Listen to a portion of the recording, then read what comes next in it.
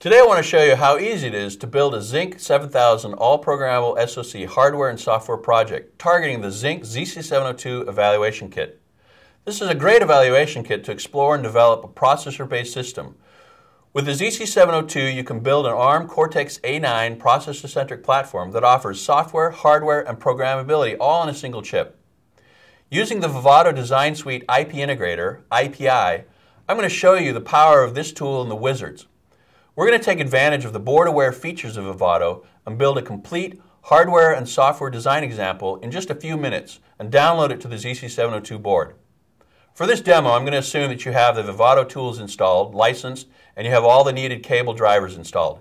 If you need help, you can visit Xilinx.com/ZC702 for instructions and a quick start guide.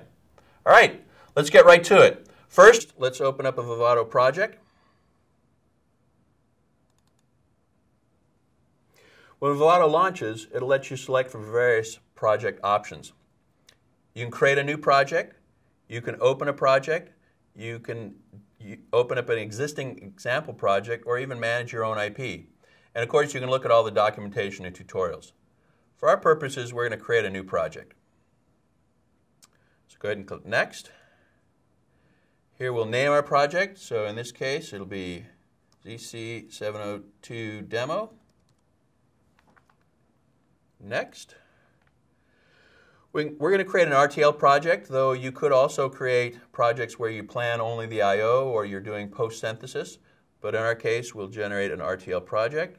Click Next. You have the option to add sources. We're not going to add any sources at this time, but there could be sources from previous projects or other IP that you want to add. But the one thing I'm going to do is change the target language from Verilog to VHDL. Not for any other reason, but I like VHDL better. So we have the option to add IP. This could be IP from a library that your company has or previous IP from a different project, but we don't have any IP to be added to this project, so we'll just click Next. Same thing with constraints. You could add constraints that define a board layout or something like that, but in our case, we're going to actually take advantage of the Vivado IPI board-aware features and inherit all that information in just a second. Go ahead and click Next. So here we have the option to either select a part, but in our case, we're going to select a board. So if you select boards, you actually can see all the different boards that are available to select from. Vivado has a set of boards that are provided as part of the install, but we also do have a flow where you as a partner or a customer can actually add your own boards, and then Vivado would be able to see them and inherit the features of those boards too. In our case, we're going to click the Zynq ZC702 board, click Next, and here we see we're ready to create our project. The project already knows about the particular board, the device that's on it, the speed grade, and so go ahead and click Finish, and we'll open up our project view. First thing we're going to do is create a block design. So we can come over and click on Block Design under the Design Manager IPI Integrator toolset. We'll open up a design. We can name that the same as our current design. So let's just name that hierarchy ZC702 Demo. Click OK.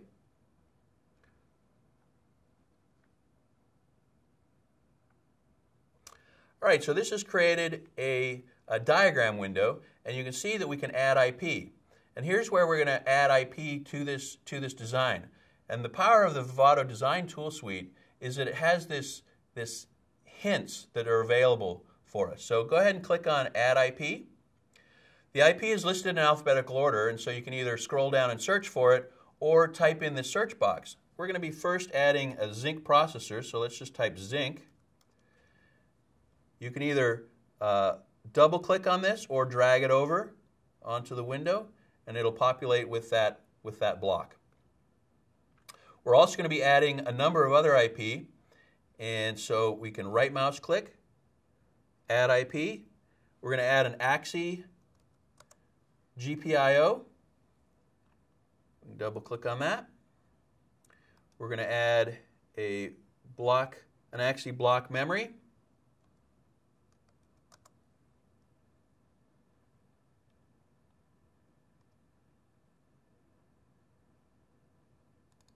VRAM controller. And then we're going to actually add a block memory generator.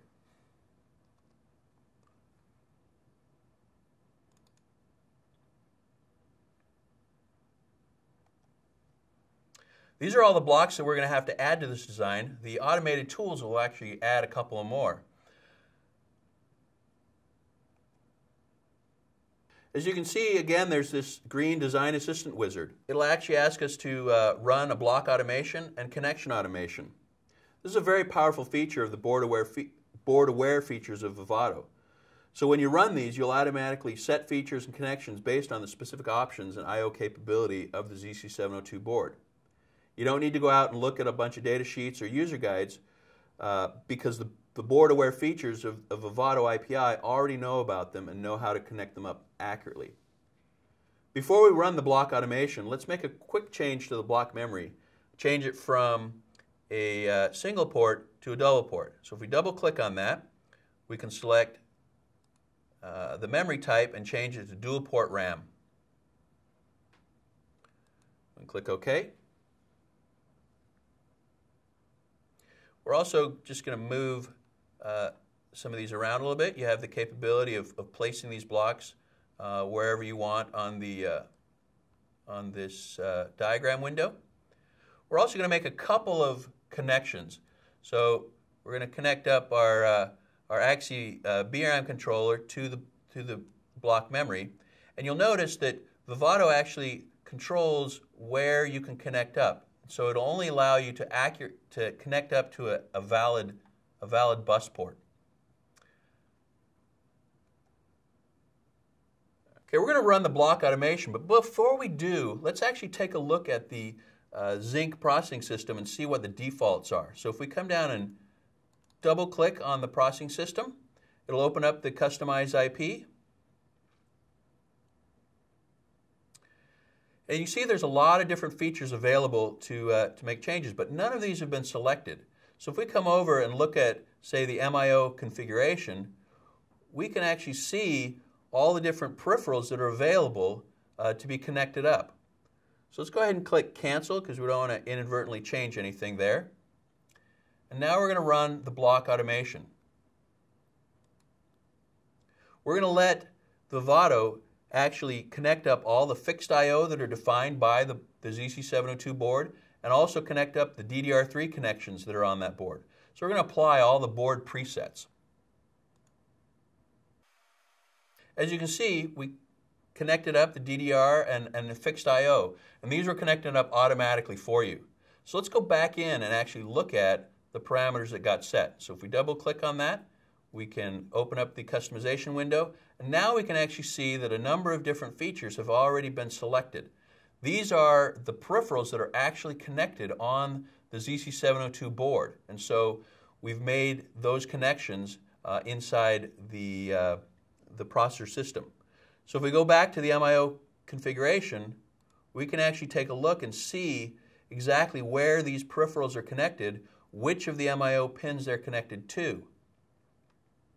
We can also see that the different clocks have been set up, and these again are based on the different clocks that are available on the ZC702 board.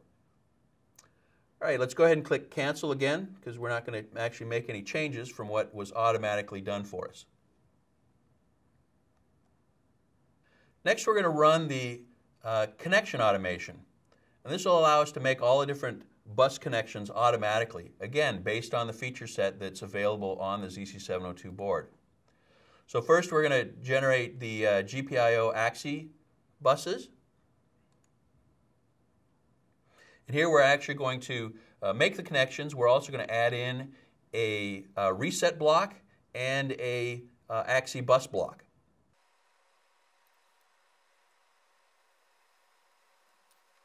There you can see that we've actually connected up the AXI GPIO.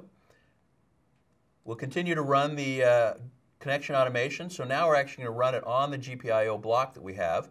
And in this case, we're going to select what the GPIO is connected to. So on this board, we have the capability to select it up as just general purpose I/O.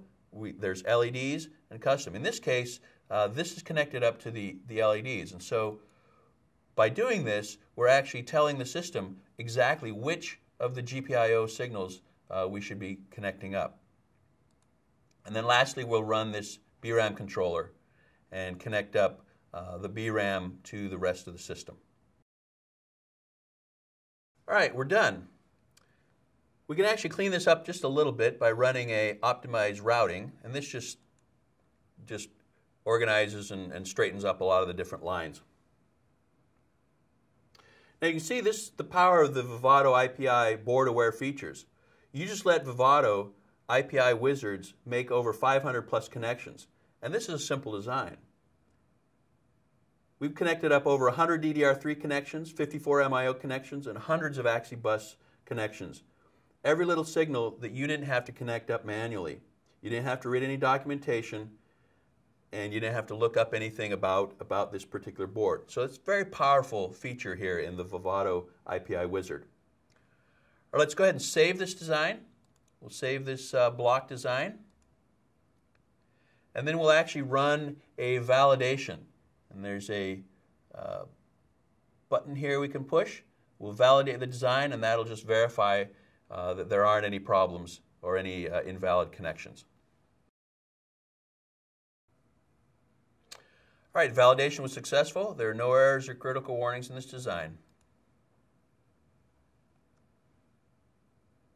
All right, now we connect a top-level HDL wrapper for this design. So let's click on Sources.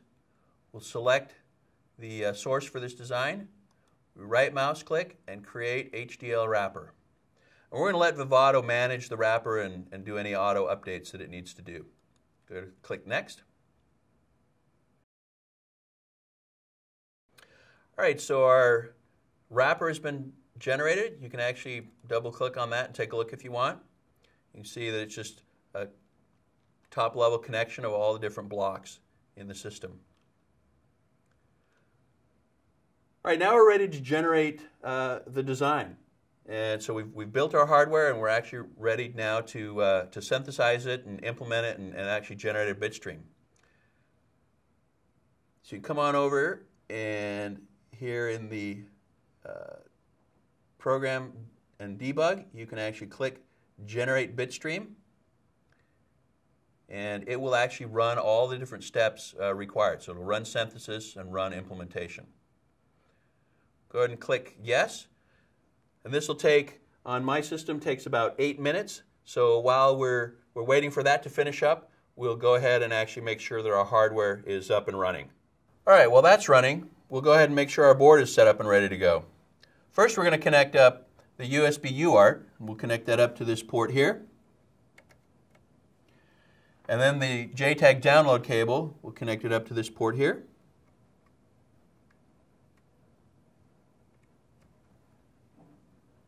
And power. We'll go ahead and turn that on.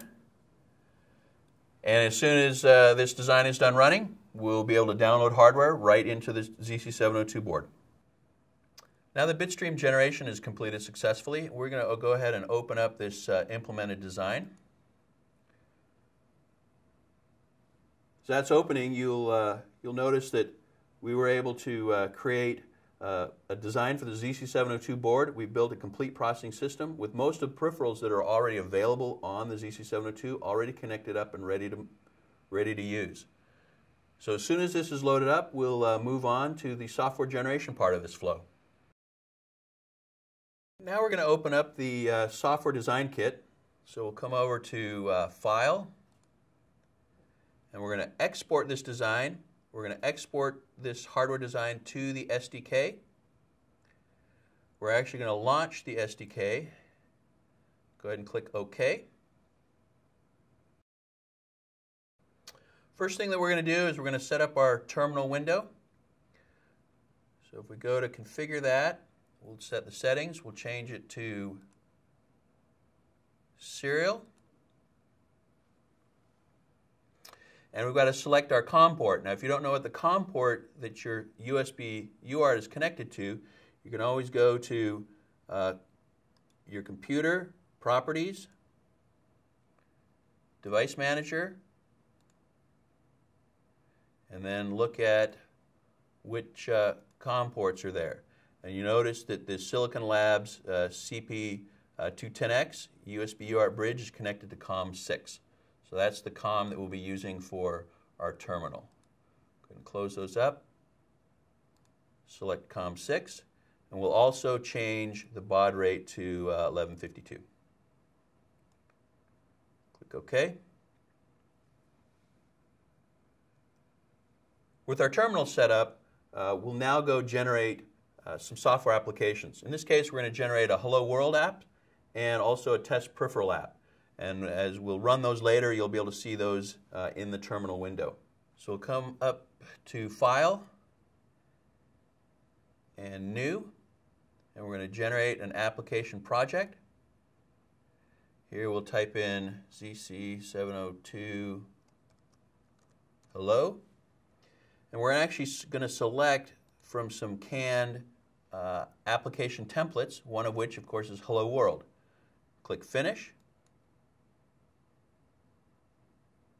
And that just generated our Hello application. We'll also then go ahead and generate another application to run our peripherals. This will be ZC702 peripheral. Click Next.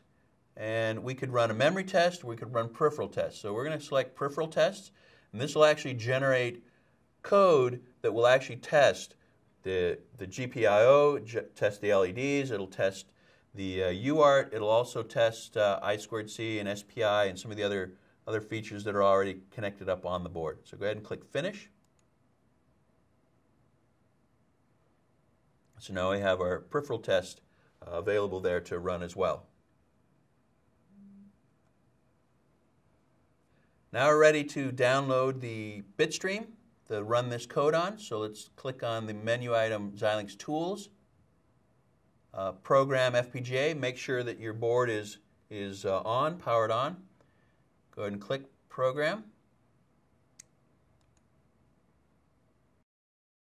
All right, the bitstream was successfully loaded, so let's go ahead and click on our Hello World application. We're going to right mouse click on it, and then we're going to select Debug As, and in this case we're going to launch the hardware debugger, GDB. Click OK to open up that perspective.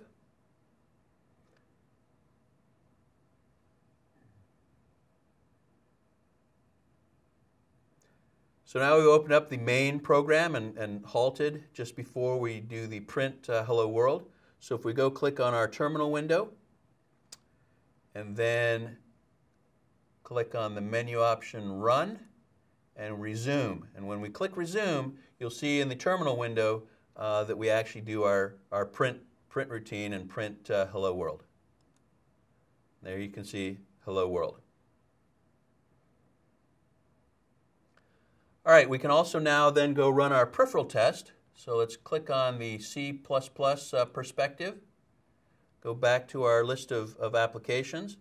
We can select our ZC702 peripheral test.